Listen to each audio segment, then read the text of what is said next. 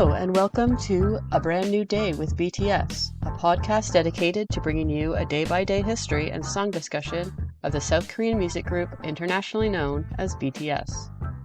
In this episode, we talk about February 17th in BTS history.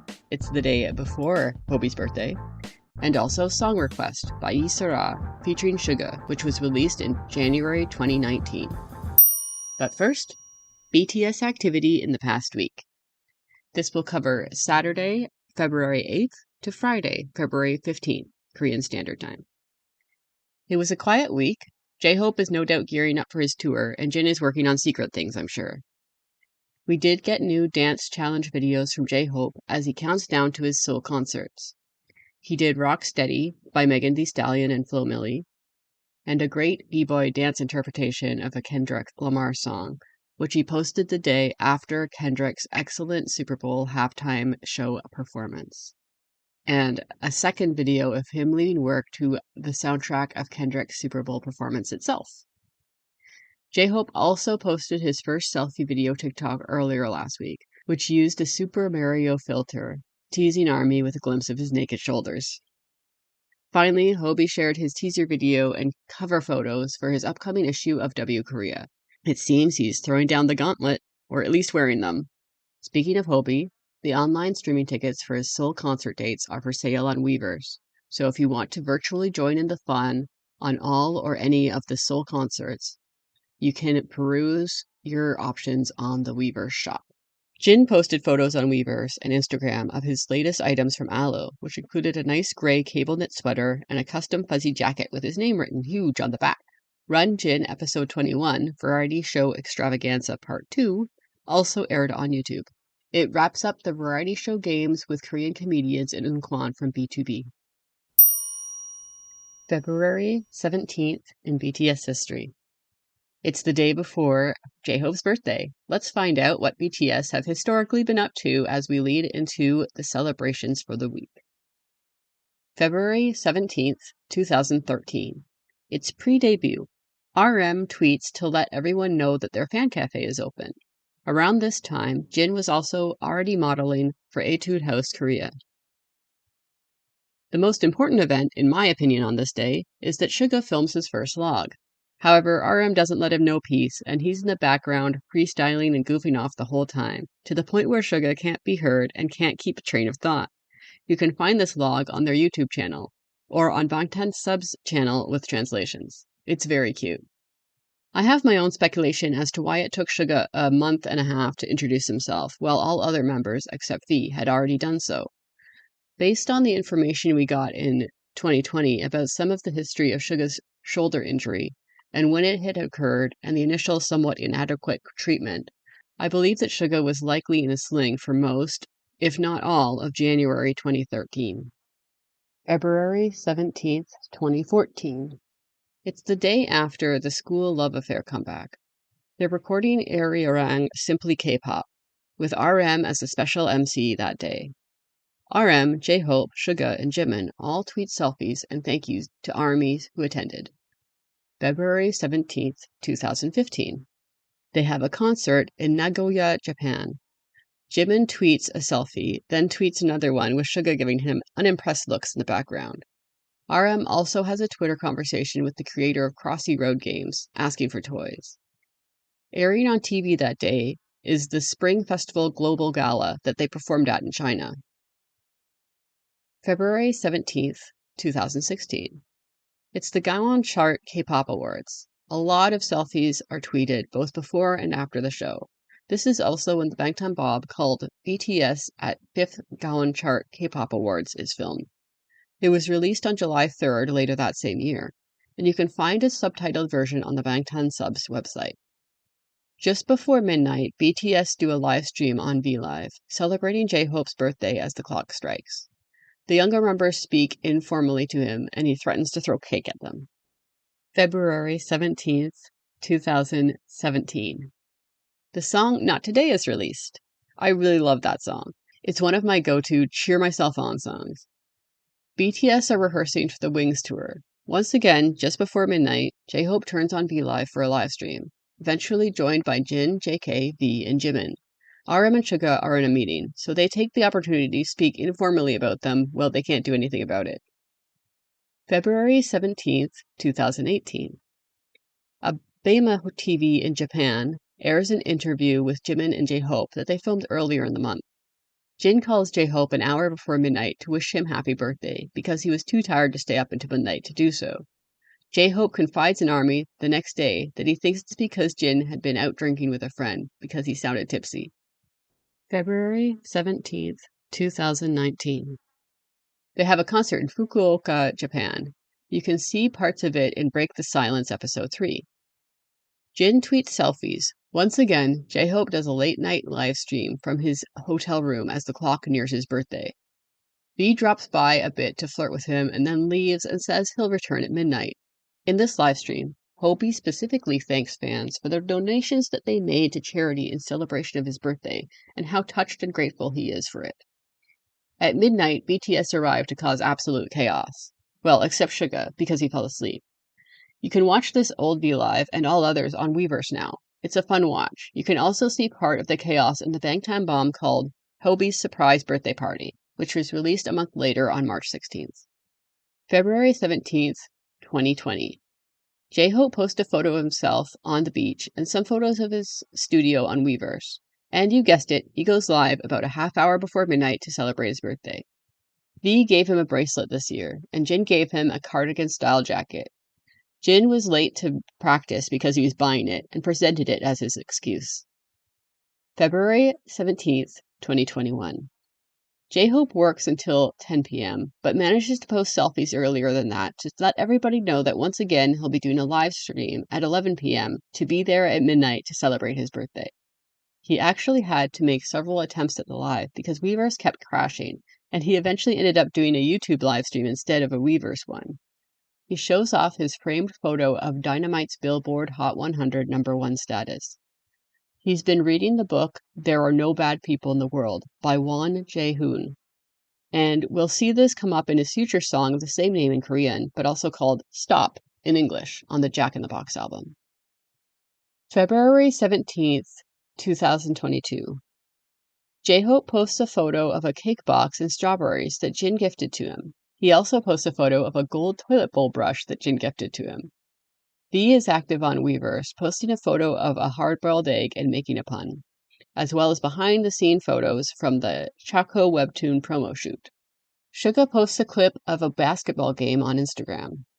J-Hope posts photos of Gwonju, and, of course, J-Hope does a live stream just before midnight. He had dinner with friends and drank champagne earlier that evening. February 17th, 2023. RM does a live stream just after midnight. He's in his studio because he came in to record, but is feeling lazy and decided to do a live stream instead. He shows ARMY his white hair that's usually covered up by dye. He's amazed that Suga is doing a solo tour because RM himself found 10 songs at Rolling Hall difficult. RM teases that he's been having fun and new experiences, but he can't talk about it yet. I have a feeling this was part of his work on Right Place, Wrong Person. At one point, RM leans too far to the right and reveals that he has a bruise on his neck, leading ARMY to ask if he has a hickey. He claims it's a CrossFit injury, and this will lead to a few weeks of ARMY jokes about who exactly is named CrossFit. RM recently archived all his Instagram posts because he wanted to clear his feed. He decides to go record and ends the live. On Instagram, RM recommends the song Paris by Kota the Friend. He also shares a photo of a signed album that he received from Ryuichi Sakamoto. The documentary J-Hope in the Box is released on Weverse and Disney Plus on this day. J-Hope and Suga are both very busy also in 2023 on this day. They film J-Hope's episode of Suchita, which is episode 14, if you want to look it up on YouTube. Jimin was also filming something this day and was at the company. It's possibly also when Suga and J-Hope filmed the J-Hope in the Box and Suga Road to D-Day in cinemas worldwide announcement videos, as well as the Bangtan Bob called J-Hope and Jimin's challenge video shoot sketch, featuring Suga and V, and also the Hagum dance challenge Suga did with J-Hope, which means it was also when they filmed the Bangtan Bomb called Hagum challenge video shoot sketch.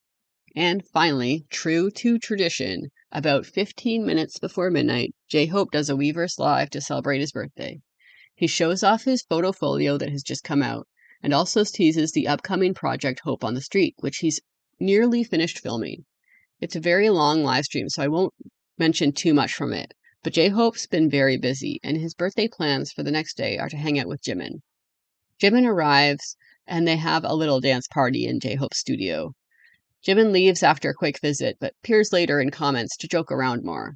Suga is also active in the comments, and J-Hope shows off the cake that Suga got him on the Suchita episode. February 17th, 2024. Because J-Hope is in the military in 2024, we do not get a birthday livestream just before midnight. However, during his phone time, J-Hope manages to post photos of his happy birthday signs that he's seen in his travels and includes a selfie. And that wraps up this day in BTS history. We'll have to see this year if J-Hope continues the tradition of doing a live stream about 15 minutes before the clock strikes midnight. Song discussion. Song request by Lee Sora featuring Suga of BTS.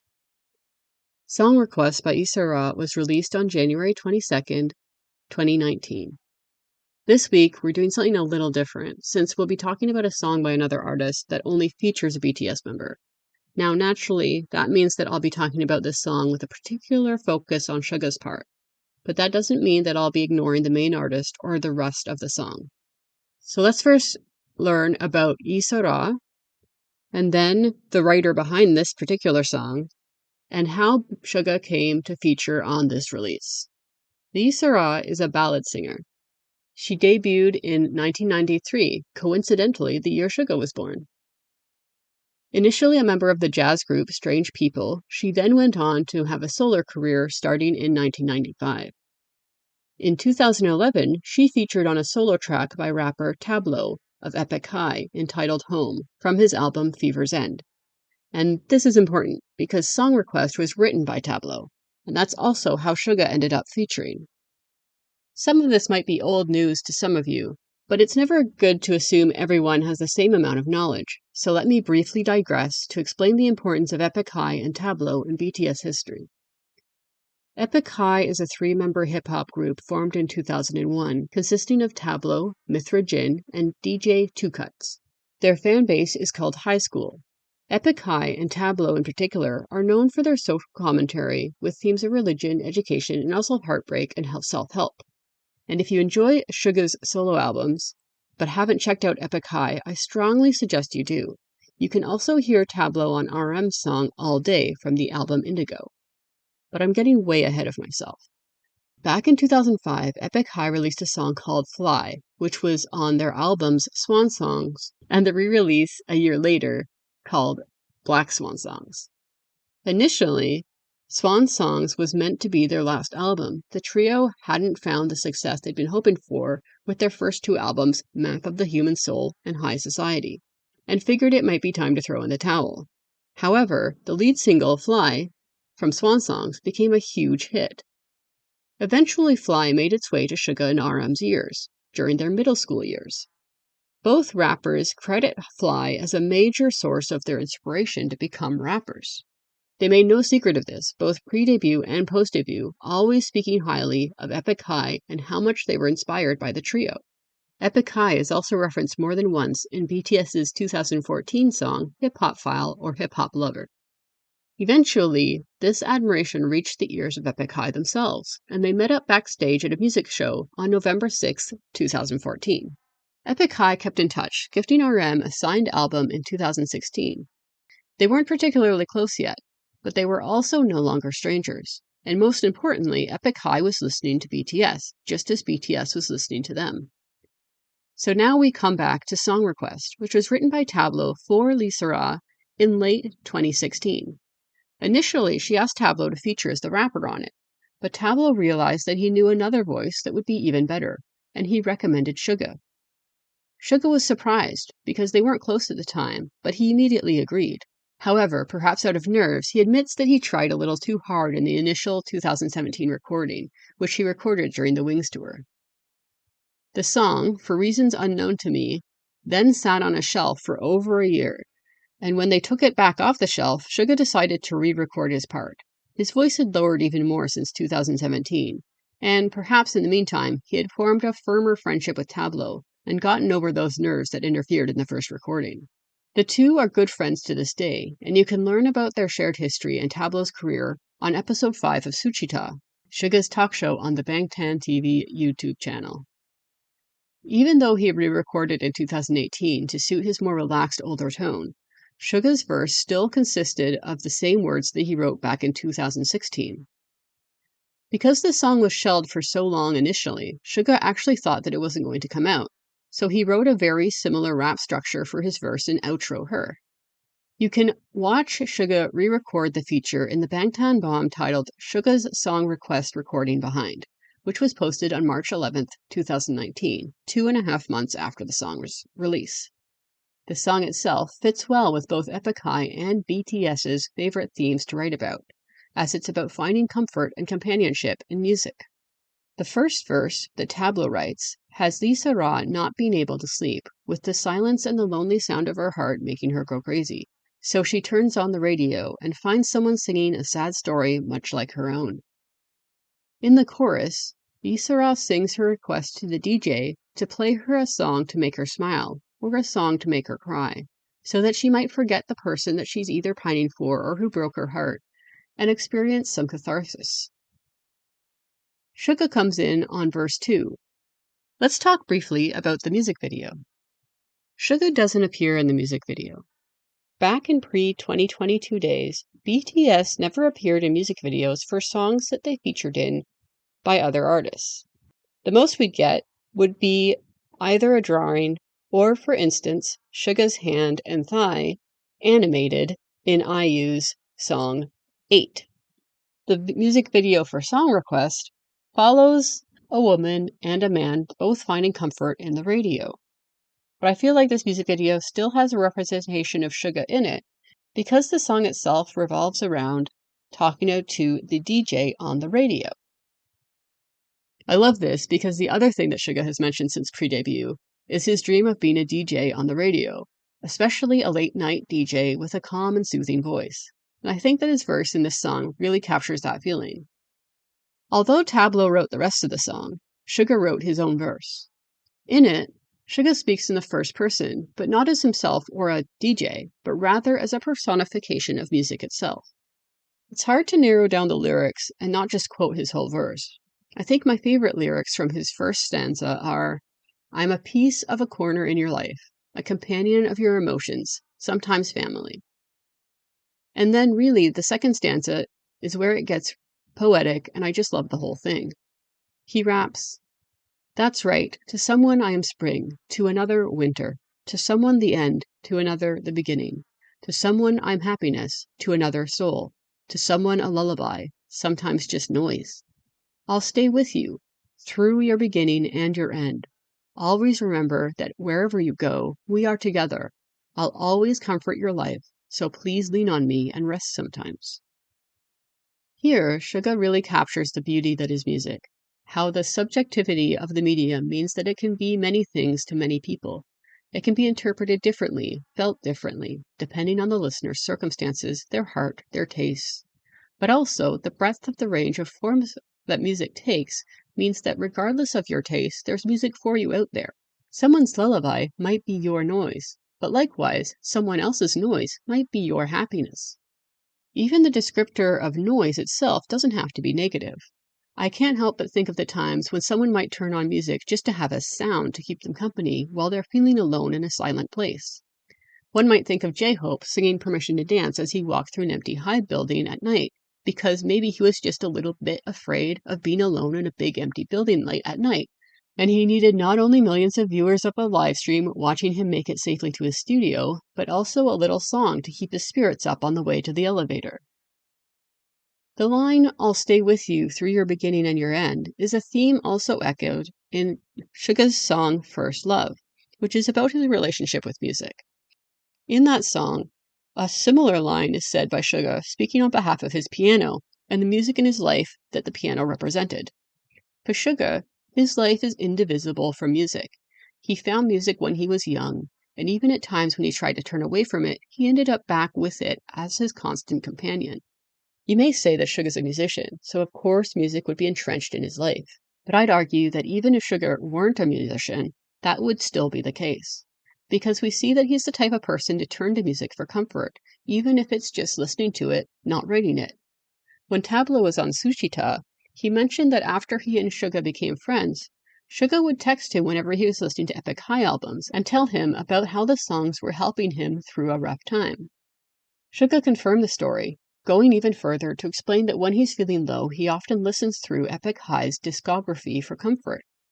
I think that even if Suga didn't have the phone number of the artist, he would still be the type of person to listen to music in search of comfort and someone whose lyricism and life experience can offer understanding and thoughtfulness. For Suga, music is a job, so it's a source of stress, but it's also a place where he can find rest from the stress when he needs it.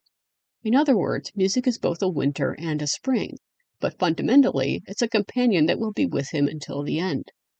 Lee Sora ends the song with Tablo's lyrics, "Rain is falling again outside the window. At times like this, you always come to mind. Sleep doesn't come. I can't seem to do anything about it." That last line is one where Genius differs quite a bit from Bangtan Subs, which was my source for the lyrics as I've read them until now. On Genius, they translate that last line to, "Maybe that's just how it's meant to be."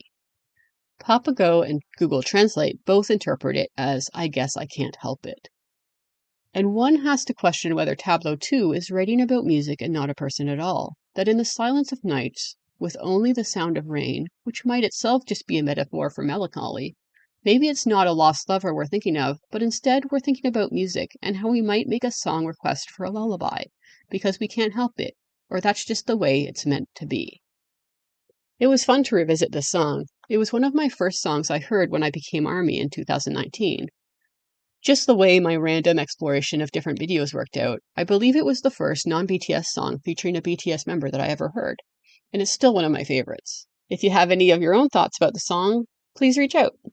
And now it's time to spin the random number generator that picks out next week's song, and the winner is Begin from BTS's album Wings in 2016. This is JK's first solo song. It's going to be excellent to look into it. I always say the song is one of my favorites, so that's kind of a bit repetitive. All these songs are some of my favorites. But Begin is obviously a very, very special song for Jungkook, for BTS, and for ARMY. So I look forward to discussing it next week. And just a reminder that I have all the songs that I discuss, the MVs associated with them, any performances mentioned in a playlist on my YouTube channel, which is at A Brand New Day Pod. And that brings us to the end of the podcast.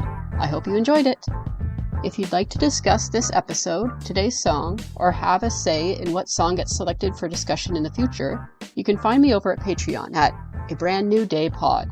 You can also email me at abrandnewdaypod@gmail.com or find me on Blue Sky under A Brand New Day Pod. Thanks. Have a good rest of your day.